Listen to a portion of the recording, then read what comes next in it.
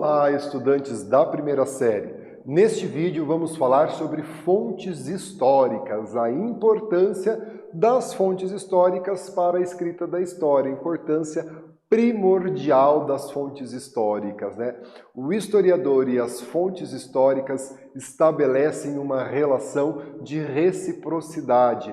Um não existe sem o outro, né? O historiador sem as fontes históricas não consegue elementos para escrever sobre a história. E as fontes históricas, sem ninguém para analisá-las, não faz sentido algum. Ela vai estar ali como um objeto qualquer. Então é importante a gente perceber essa relação que existe entre o historiador e as fontes históricas, né? Olha só. O historiador, né, ele pratica uma investigação histórica, o que nos lembra aí um investigador de polícia, ele precisa ir atrás de pistas, de elementos que nos ajudam a construir a história, nos ajudam a construir a escrita da história.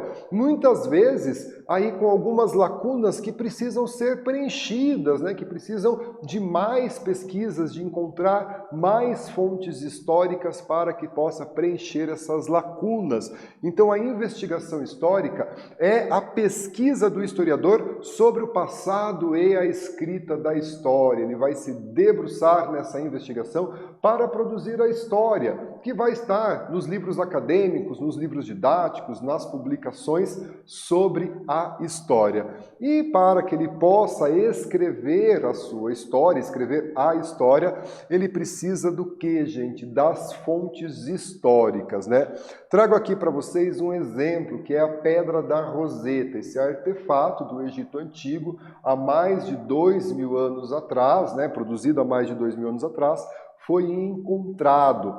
Porém, todo escrito em hieróglifo, não se entendia o que estava escrito ali. Então vem o historiador francês, se debruça na tradução dos hieróglifos contidos na Pedra da Roseta, né? E é um exemplo de fonte histórica escrita, mas também ele é um artefato arqueológico, né? Lembra que eu disse a vocês dessa relação? Enquanto a Pedra da Roseta estava lá, ela só era, né, uma fonte histórica, porém ela não trazia as informações. O historiador descobre essa fonte histórica e estabelece essa relação.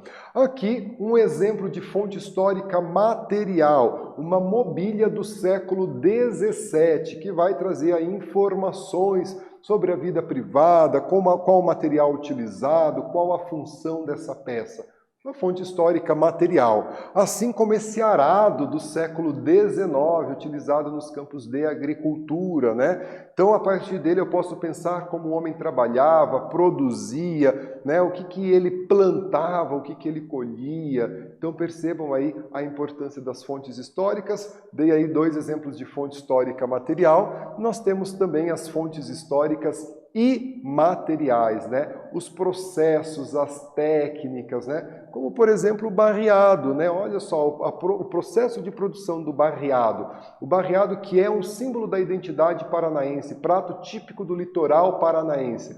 O processo, né, de produção do barreado, ele é da cultura imaterial, assim como as danças, né? A gente pode citar o fandango, os relatos orais da cultura imaterial. Moçada, neste vídeo nós falamos sobre fontes históricas. Espero que vocês tenham gostado. Até breve.